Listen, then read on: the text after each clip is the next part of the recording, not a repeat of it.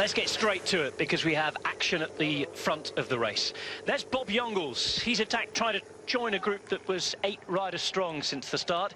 The 8 riders out in the breakaway having 6 minutes of a gap were Castrillo, Hirschi, the under-23 champion, Sprengers, Nomela, Tanino, Stales, Reim and Winter.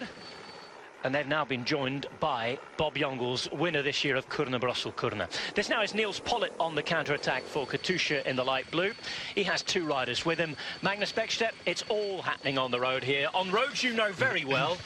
You must be excited. The next 10 days are going to be something special. I do love this part of the year and the racing that comes with it, and all of these crazy small twisted turny roads that we have in front of us. And yeah, like you said, it's certainly a very interesting part of the year as well, with the big Tour of Flanders and Paris-Roubaix coming up and looming in the horizon.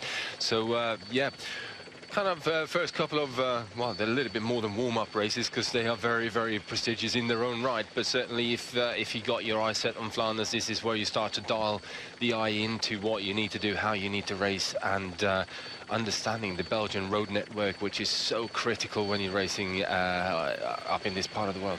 Acceleration from the Olympic champion Greg van Avermaet, former winner of this race.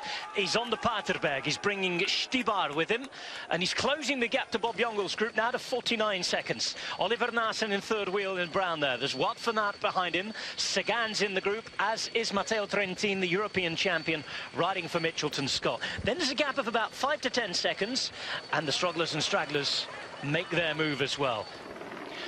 As usual in Flanders, this is developing into be an intriguing tactical battle. Not always just survival of the strongest and the fittest. You have to choose your moment, you have to have the right allies, and if you go on your own, you have to pick the right moment. There's one more launch pad uphill after this one, but Bob Jongels might not be waiting until then. The only man who can follow Jongels was the man who was in the break since the start, Mark Hirschi. He's really on a good day, Hirschi, that's for sure. Jongels going up these kind of climbs, we've seen already in Kuurne Brussel Kuurne, the way he was going then. Yeah, really impressive. There we go, maybe just a couple of 100 meters too far for Hirschi. That's it. What a ride, though, for Mark Hirschi. If he's impressed us at the under-23 Worlds, he's not doing bad amongst the pros.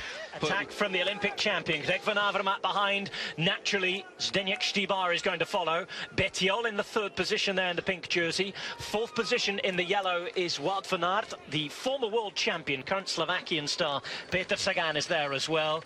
Can van Avermaet close the gap? On the look of this particular shot, you get the feeling they've just been slowing up a bit because the next group are about to catch. Yeah, they definitely have, and Gilbert is now putting some pressure on there to try and get back in. He's realised that they're almost there. We might as well close this one. He's done.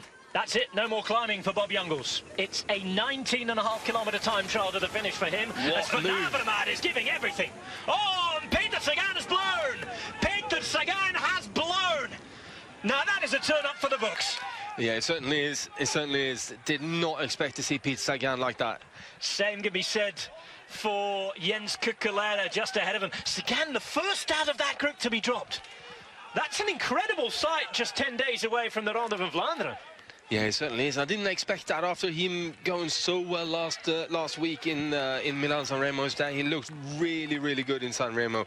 Didn't expect him to do that.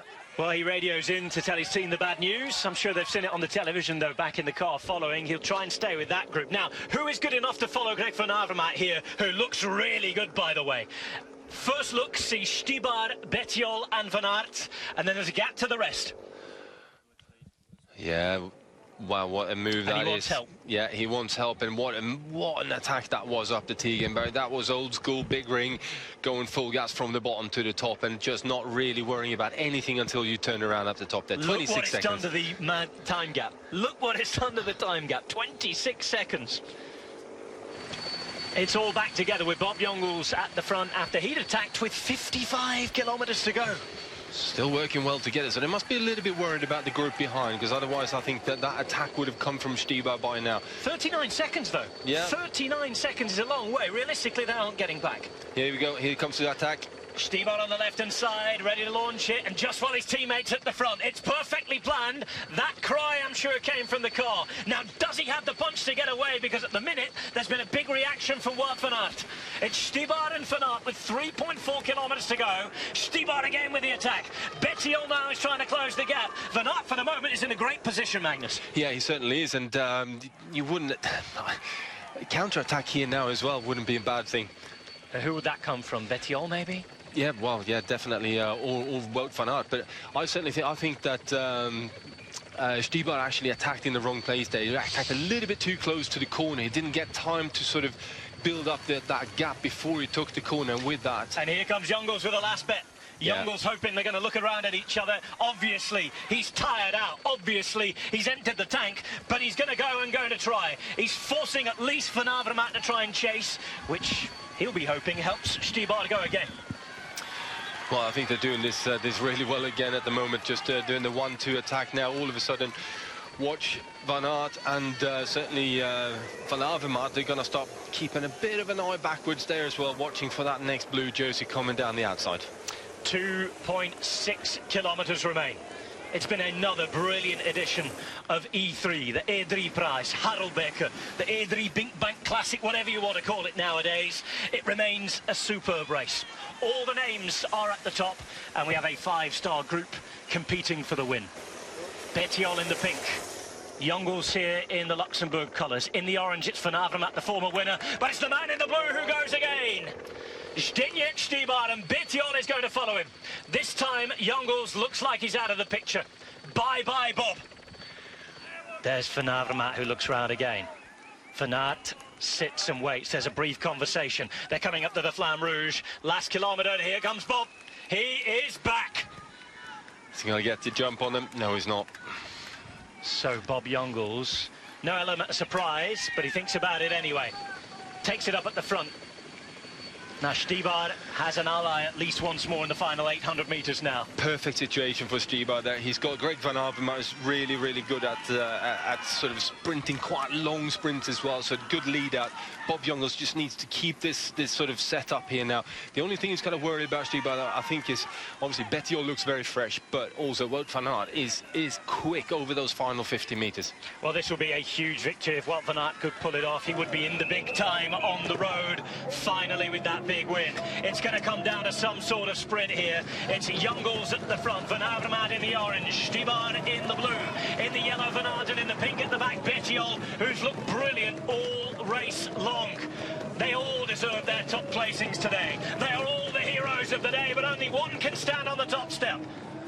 Still we wait. Jongels need to back continues, off now. And Bettiol is going to launch it from the back, following Greg Van Avermaet. Stibar in the second wheel. Van Avermaet trying to join the multiple winners club, but look at Stibar go! Look at Stibar go!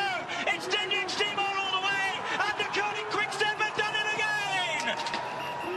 Zdeněk Stibar takes Cobbled Classic number 2 of the year.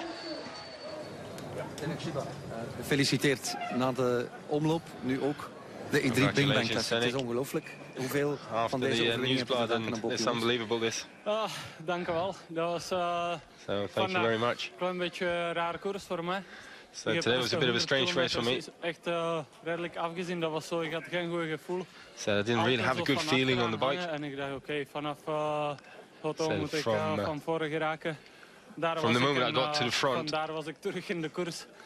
said, just kept on pushing and I was back into the race. Weggereden. Ik zei tegen hem, Bob, ik denk dat is een perfecte klim voor jou. Probeer dat. So said Tegan was a perfect climb to try and do something, and it felt really good following Van Avermaet up there, and that's the break. Dat was gewoon een ideaal scenario voor ons. Obviously with the help from my teammates, en dan op de just in a perfect position tactically. Altijd van voor.